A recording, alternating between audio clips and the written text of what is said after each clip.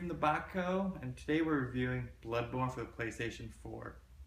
This game came out a couple weeks ago, so we're running a little late here, but there's a lot to this game, and I definitely want to make sure I at least beat it, went through it, played some of the dungeons that are online, and we'll get to all that. But let's start off, is the game good? This game is fucking awesome. This is a wonderful game. This is the first game I've got for my PS4 that was like, okay, I would buy a PlayStation 4 for this game. Now that could be part of, I love the Souls series, from Demon Souls to the Dark Souls game. They're some of my favorite series of games. They're tough, they're challenging, but they're not too frustrating where you're just gonna quit. Like, it's not frustrating or hard to be hard. This is the game. This is the gameplay for it. It is set up to give you a challenge. It's not easy. It's not going to be easy. You're going to die. And you're going to die a lot in this game. And I died a shit ton of fucking times in this game. But the combat is so satisfying, and there's actually strategy to it that you don't mind going back and running through the same areas you want to. The strategy is to bait. You want to see every person, because every enemy has a different attack. And you don't just want to run and hit R1, R1, attack, attack, attack, because you are going to die this way, and you're going to die a lot. And I feel like a lot of people are going to go through this who are new to this series, because this series is kind of a niche. It's not for everyone. But with this being a huge exclusive, I feel like a lot of people who've never touched Souls are going to jump onto it because it's a new game. It's a new, awesome game. So they're going to try to jump into it. And they might get frustrated. They might get angry. But the factor is, and the end result is, just hang in there. Give it a try. It's not like any game that you've played before. It doesn't, reward you for going in there and just charging, hitting X. You're going to have to learn. You're going to have to watch these characters, learn the enemy's patterns, and take advantage of those patterns. And as you can go straight down to the bosses. Now this game has, and Souls is kind of known for its bosses. They're always epic bosses that will fucking just push you to the edge until you actually beat these characters. It's going to take strategy. It's going to take patience. It's going to take just all of your being to not turn off this game to beat some of these. Because you'll go through, and one boss you may even beat first try, but the next boss you will sit there and die 20, 30 times and just keep going and keep going. And with this game, the way it's set up, it might piss you off because you're going to have to go back through and fight the same characters till you get to that boss. You're going to have to see what is worth fighting, what is worth running for. And it's got such great level design in this game that there's always shortcuts that are presenting themselves. If you look for them, you will find them. So instead of going 15 minutes to the boss, it'll take you 5 minutes to get to this boss. So always look for the shortcuts. They are your best friend. It will cut your time down in this game completely. Now don't let this game demoralize you. I'm sure everyone's heard how hard this fucking game is, how hard the Souls games are. Don't let that hold you back. You can learn. It's hard because everyone is not used to this style of play. And the combat alone is worth picking this game up. Every kill, every boss you kill is so satisfying when a praise ladder comes up because you worked for it. You weren't just there, you worked for it. Now, to make your life a little bit easier, they have a co-op system. The co-op system isn't meant for co-op and, hey, let's get my friends together and play this game together. No, it's, holy shit, I fought this boss 10 fucking times and I'm getting frustrated and about to break my controller. I need help. And the way this works, it's awesome because it doesn't break the immersion from the game. It doesn't take you to a clunky matchmaking screen. It doesn't take you out of the game. You have a bell, and you have to ring a bell, this main bell. The beckoning bell, it's called. And what it does is it's searching for people who have rung the residence bell that are in your area. So these are people that want to help you fight this boss. It's not, hey, I want to play this whole game with my friends. Now they have it set up where you can try to get with your friends. They have like a password set to it. And it's kind of a pain in the ass. There's so many different ways to get it to work until it got to the point that I would give up. I remember waiting 40 minutes just to try to play with my friend, just so we, experience it together, and it never happened. Then we were reading about little tricks, how if the person with the resonance bell rings about 5 seconds before the beckoning bell, it'll work. But like I said, the game's not meant for co-op. It's meant for, hey, you need help? Let's go. This person will help you. And granted, if you do call help, because I tried it out, it makes the boss 10 times easier. It's so much easier when you have a co-op person with you, because the bosses don't seem they were meant for multiple people. They're meant for that single player experience. So they've got their move range that's set to just, hitting single people. And they will lock onto that person and they will go to that person. And then they'll find someone else and go to that person. So you're just going there, hitting them in the ass constantly while they're trying to attack the other person. And that boss chases you, and the other person's hitting you or hitting the boss in the ass constantly. It's a lot of ass hitting when you have to co-op in there. Now, they have these dungeons, it's for co-op. This is the situation where they fucked up, I think, the most. Because now this is actually like, hey, I want to play with my friends. But it's not set up that way. It's set up in the same way as before. You go into a dungeon. You have to put in this password to find your people, and sometimes it takes forever for them to find. And the dungeons are set up by levels. And at the end of each level is a boss. Once you get through that first level and beat that boss, it kicks everyone out and you have to try to get them back into your party.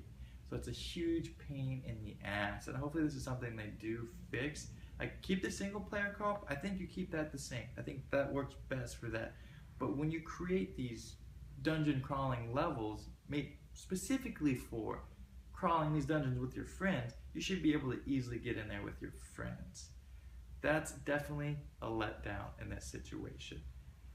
It's a pain in the ass. Sometimes it'll take 10 fucking minutes to hook up with your friend, and you're just like, fuck it, I don't even want to do this. I'm out, back to single player. Now, overall, it took me, I would want to say 30 to 40 hours to beat this game. I definitely fucking took me a while. I did take my time on it. There is a lot to take in on this game.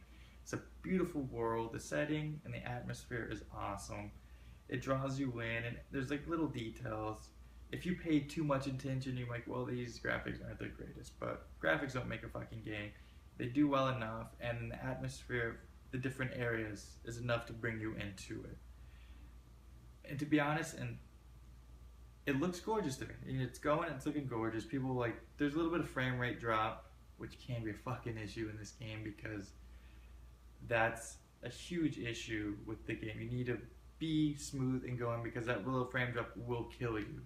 And that'll even beckon back to the co-op. I've gone into 1 or 2 games where it was lagging like hell, and it's impossible to play this game if there is lag. It's too direct and on the nose, and had to be precise with everything to get this going. Now, the story of this game, I couldn't fucking tell you what this story is. I think there is a disease taking over a town, and you were created to kill this and the great one that's causing the disease. I don't fucking know. I know I turned into a baby slug at the end of it, and some little doll picked me up. That's all I fucking know, and I was like, okay. But this is a game that's more about the gameplay than the actual story, and it has the gameplay to back that up. It's not like, okay, you need this story. It's like, here's the gameplay. This is more enough. We'll tack on this story, and it helps develop the atmosphere a little bit, but like I said, I have no clue what's going on with it. I'm sure people out there have their stories, so look that up elsewhere. I just know I turned into a baby slug, which is pretty fucking stupid. After all that hard work, my ending is I turned into a baby fucking slug. That was pretty awful. Now, the other thing about this game, it's cryptic as hell. Which in this game, they pull it off. It's like, I didn't know what any of my weapons did. I didn't know what I was picking up. I had no idea. I picked up little music boxes. I picked up gems, all this stuff. And it didn't tell me. And it never in this game holds your hand like, you need to go this way. You need to go that way. It's like, explore. Look at this. Look at this cranny. Here's a little object. And it wants you to explore this beautiful atmosphere. It's just like, go for it. Go. And that's part of the fun for me. I almost had more fun exploring these new areas than the actual combat. Because it's like, oh shit, what's over here? Oh, there's a little glowing mist. What is this? Awesome. Awesome. And there's a subtle difference between this and Demon's Souls. So when you start hitting people, or if you get hit, you have the opportunity to gain that life back by landing hits on that person. So it's a risk-reward situation. And it's definitely, sometimes it's worth the risk, sometimes it's not. And it's an awesome little new you know, effect to the game to kind of make you like get a little bit more desperate. Just a little bit more desperate, because if you lose souls, it's the worst fucking feeling ever. That is usually when I turned it off. I would lose like 60,000 or blood echoes in this game. They're not. You lose 60,000 blood echoes. You're running. You're going straight to. You're not really too worried. You're kind of building up your echoes again, and you fucking die on something stupid like rolling off an edge on accident. And then you're just like, fuck this. You put it down. But it's like a bad girlfriend. No matter how shitty this woman treats you, sometimes you always have that one you go back to. You're like, ah, oh, fuck, you did something. I'm gonna go back to you. I'm gonna go back to you. And then there's this game. This game will punish you, but you always want to come back to it. And I stress, do go back to it, because it is worth it.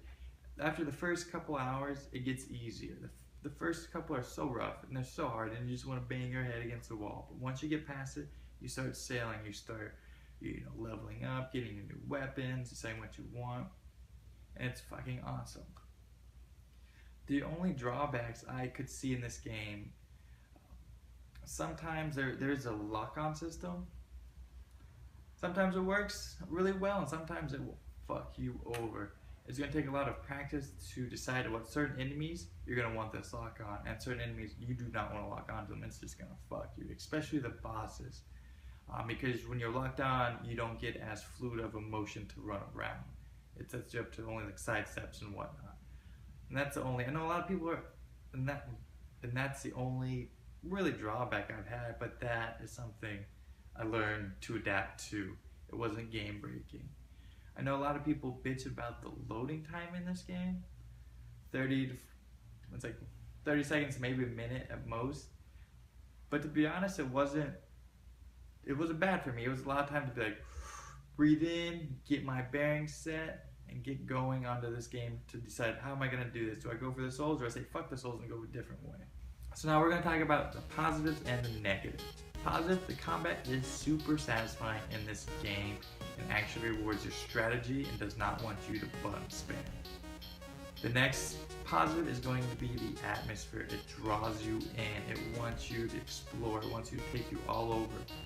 And it gives you enough reward to actually want to look through these levels and find the secrets. Now the negatives are going to be the lock-on system. Can be a pain in the ass, can be a hindrance to you, but you will learn to adapt at what enemies need to be locked on and what enemies you don't want to lock on. You're just going to run around the back. And another negative is the co-op dungeons. It's too much of a pain in the ass to get in with your friends and actually enjoy it. And that's something you don't want to talk with random. You don't want to play with random people because you can't talk to them. At least with your friends, you're in the PlayStation chat talking, so you can go through.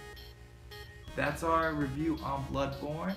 We're gonna give it 4 out of 5. This game is fucking fantastic. You need to buy this game if you have a PlayStation 4. I think it is worth it. It's gonna kick your ass. It's gonna frustrate you. It's probably gonna make you want to break things. But stick with it. The game is satisfying. You'll fucking love it. And once you get great at the combat and learning everything, you're gonna have a blast just exploring and tearing ass through this game. Stay tuned for the next review. Hopefully it's soon. I don't fucking know. Life has been busy, so hopefully something comes up soon. And check out our other videos. Maybe have something you like.